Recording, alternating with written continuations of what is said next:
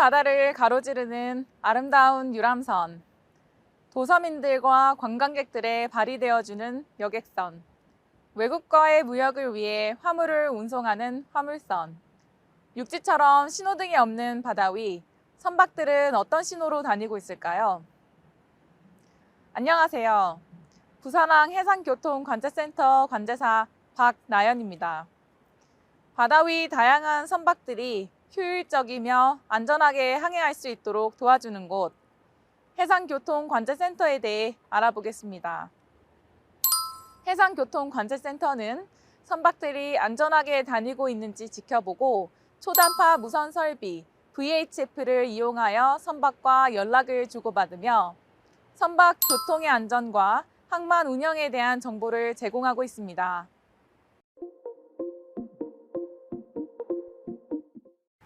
1912년에 발생한 초호화 여객선 타이타니코의 침몰 사고에 대해 알고 계신가요? 영국에서 출발한 타이타니코는 첫 항해 중에 대서양에서 빙산과 충돌해 침몰했습니다. 이는 너무나도 유명한 해양사고 중 하나로 그 후 2년 뒤인 1914년 런던에서 해상에서의 인명안전에 관한 국제협약, 솔라스 협약이 채택되었습니다. 솔라스 협약의 제5장 제12조에는 선박 교통 관제에 관한 국제 기준을 정해두고 있는데요. 이 협약에 가입한 우리나라도 국제 기준에 맞춰 선박 교통 관제에 대한 인력과 시설 등을 배치하고 있으며 관제구역에서 운항하고 있는 선박들을 대상으로 관제를 하고 있습니다. 솔라스 협약에서는 VTS의 목적을 해상에서의 인명의 안전, 항해의 안전과 효율성, 또한 해상교통이 야기할 수 있는 유해한 영향으로부터 해양 환경, 해안 지역, 연안 해상 설비의 보호라고 정하고 있습니다. 또한 VTS에 관한 국내법인 선박교통관제에 관한 법률에서는 선박교통안전, 항만 운영 효율성 증진 및 해양 환경 보호라고 정하고 있습니다. 이처럼 국제협약과 국내법 모두 안전과 효율, 환경 보호의 세 가지를 VTS의 목적으로 정하고 있으며 관제사들이 운항자 여러분들께 말씀드리는 것도 안전과 효율, 그리고 환경 보호를 위해 하는 일이니 적극 협조하여 주시기 바랍니다. 그렇다면 여러분들과 주로 통신하는 선박교통관제사는 누구일까요? 선박교통관제사는 5급 항해사 이상의 면허를 소지하고 1년 이상의 승선 경력을 가졌으며 VTS 전문 교육과 평가를 받은 해양경찰 공무원으로서 선박교통 관제를 시행하는 사람을 말합니다.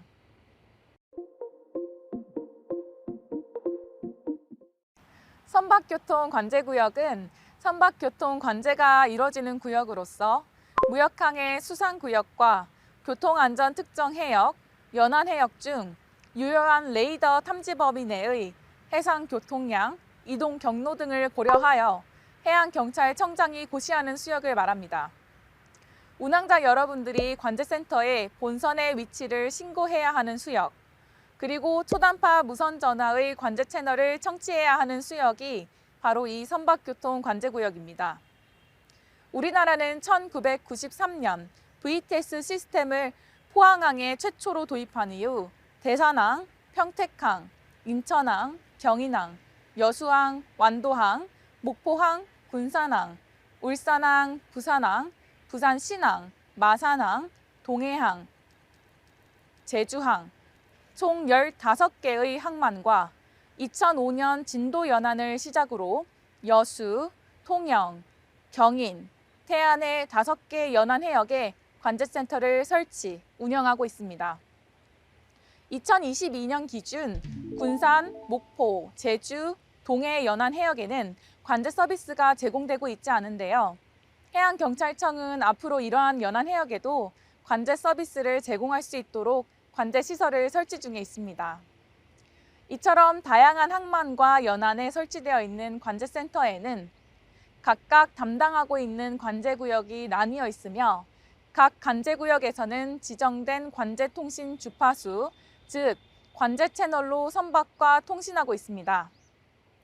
부산, 인천, 울산, 여수와 같이 선박 교통량이 많은 관제구역은 여러 개의 관제 채널을 운영하고 있습니다.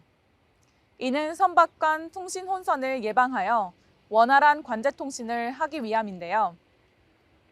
예를 들어 부산항은 09번과 12번, 인천항은 14번과 68번을 운영하고 있습니다. 관제구역별 관제 채널은 해양경찰청 홈페이지에 있는 전국 선박교통 관제 안내지를 참고해 주시기 바랍니다. 그렇다면 선박교통 관제 대상 선박은 어떤 선박일까요? 전 세계의 모든 VTS는 레이더 성능과 선박마다 다른 조종 환경 등을 고려하여 특정 선박을 대상으로 관제 서비스를 제공하고 있습니다. 우리나라에서는 국제항해에 취항하는 선박이나 내항어선을 제외한 총톤수 300톤 이상의 선박, 해사안전법에 따른 위험물 운반선, 그리고 해양경찰청장이 고시하는 선박에 대해서 관제 서비스를 제공하고 있습니다. 해양경찰청장이 고시하는 선박은 앞서 말씀드린 전국 선박교통 관제 안내지를 참고해 주시기 바랍니다. 선박교통 관제에 관한 법률 제14조에서는 관제구역에서 관제 대상 선박의 선장이 준수해야 할 4가지 의무를 정하고 있습니다. 이는 해상 교통량이 집중되어 충돌 등과 같은 사고 위험이 있는 관제구역에서 선박 교통의 안전 확보와 효율성 향상을 위해 선장과 관제사 간 지켜야 할 약속을 정한 것입니다. 첫 번째, 선박 교통 관제에 따르기. 관제 대상 선박의 선장은 관제사가 수행하는 선박 교통 관제에 따라야 합니다. 다만 선장이 관제에 따를 경우 선박을 안전하게 운항할 수 없는 명백한 사유가 있는 경우는 관제에 따르지 않을 수 있습니다. 이는 레이더, 초단파 무선 전화 등 관제시설로 선박 위치를 파악하는 관제사보다 선교에 있는 선장이 선박 교통 환경을 더 정확하고 신속하게 파악할 수 있기 때문입니다. 솔라스 협약과 같은 국제협약이나 선원법과 같은 국내법에서도 선박 안전에 관한 최종적인 책임은 선장이 지도록 하고 있는데 이러한 국제협약이나 국내법과도 상충되지 않도록 하기 위해 선박교통 관제에 관한 법률에서도 예외 조항을 둔 것입니다. 두 번째, 관제구역 출입 시에는 해당 관제구역을 관할하는 관제센터에 신고하기. 이 출입신고 제도는 본선이 관제구역에 진입하여 관제통신망에 참가하겠다는 선장의 의도를 관제센터와 관제구역에 있는 다른 선박에게 알리는 조치로서 전 세계적으로 시행되고 있는 신고 제도 중 하나입니다. 선박이 이러한 신고를 함으로써 관제사와 주변에 있는 다른 선박들이 해당 선박의 선명, 위치, 목적지 등을 파악할 수 있으며 관제사는 신고한 선박을 관찰하고 필요한 경우 정보 제공 등의 관제 업무를 수행할 수 있습니다. 또한 주변의 다른 선박들은 신고한 선박이 본선과 마주칠 가능성 등을 판단하여 충돌과 같은 사고가 발생하지 않도록 사전에 조치할 수 있습니다. 세 번째, 관제구역을 출입, 이동하는 경우 초단파 무선 전화와 관제 채널을 통해 관제 통신을 항상 청취하고 응답하기. 선박에서 관제사가 제공하는 안전 정보를 수신하기 위해서는 관제센터와 선박과의 통신이 우선되어야 하므로 선장은 관제 통신을 꼭 청취하고 응답해야 합니다. 또한 초단파 무선 전화로 이루어지는 관제 통신의 특성상 혼선, 장비 고장, 전송 버튼 고착 등으로 통신 장애가 발생할 경우에는 휴대전화와 같은 다른 통신수단을 이용할 수 있습니다. 네 번째, 항로상의 장애물이나 해양사고와 같이 선박 교통의 안전을 해치거나 해칠 우려가 있다고 인지한 즉시 관제센터에 신고하기. 항로상 장애물 등과 같은 해상에서의 위험 사항은 관제사가 레이더와 같은 관제시설만으로 식별하기 어렵습니다.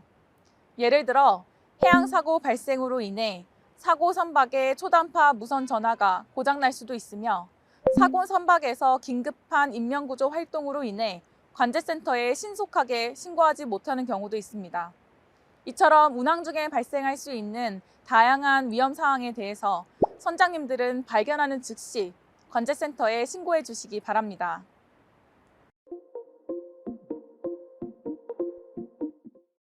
입항 시 신고 절차는 관제구역 진입, 도선사 승선, 도착 신고의 3단계로 나눌 수 있습니다. 첫째, 선박이 관제구역에 진입하면 선명과 호출부호, 통과 위치 등을 관할 해상교통관제센터에 신고해야 합니다. 둘째, 도선사가 승선하는 선박의 경우 도선사가 승선하는 즉시 승선 시각, 장소 등을 신고해야 합니다. 마지막으로 선박이 항구나 정박지에 도착하게 되면 선명과 호출부호, 입항 장소 및 시간 등을 신고해야 합니다.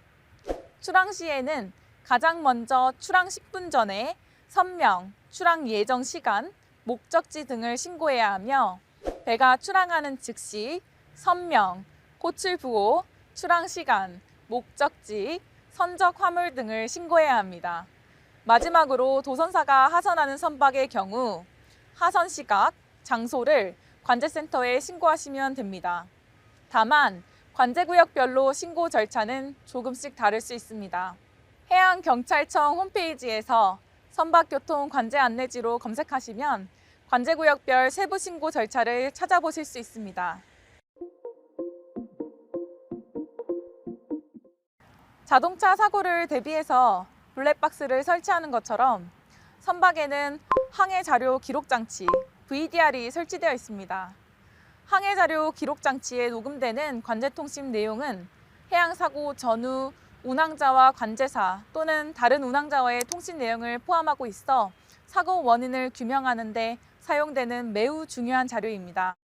이러한 중요한 자료들을 보존하기 위해 선박교통 관제에 관한 법률 제15조에서는 관제센터와 항해자료 기록장치 VDR을 설치해야 하는 선박의 선장은 관제통신 녹음 자료를 60일간 보존하도록 하고 있으니 꼭 지켜주시기 바랍니다. 또한 해양안전심판원, 해양경찰서 등과 같은 해양사고 조사와 심판을 수행하는 기관이 녹음 정보를 요청하는 경우에는 그 조사와 심판이 종료될 때까지 보존하셔야 합니다. 운항자 여러분이 승선하는 선박의 항해자료 기록장치가 초단파 무선전화 통신 녹음 자료를 60일까지 보존할 수 있는지 반드시 확인해보고 만약 60일까지 보존되지 않는다면 외장하드, 백업 등의 방법으로 관제통신 녹음 자료를 보존해야 합니다. 혹시 장비 고장 등으로 녹음이 불가할 경우에는 수기로 기록해야 합니다. 이때 관제통신을 한 날짜와 시각을 함께 기록해야 한다는 점 꼭 잊지 마세요.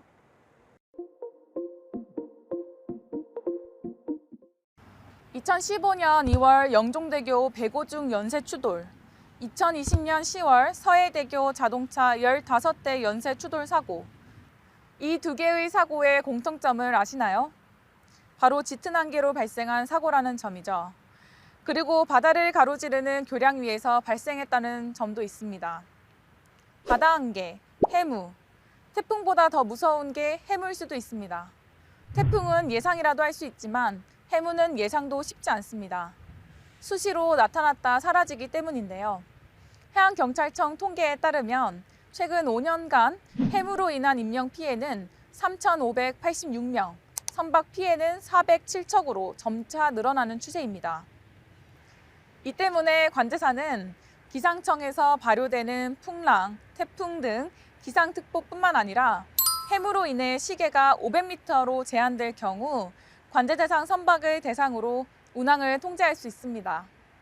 갈 길이 바쁘시겠지만 관제사가 운항을 통제할 경우에는 우리 모두의 안전을 위해서입니다. 조금만 기다려주세요.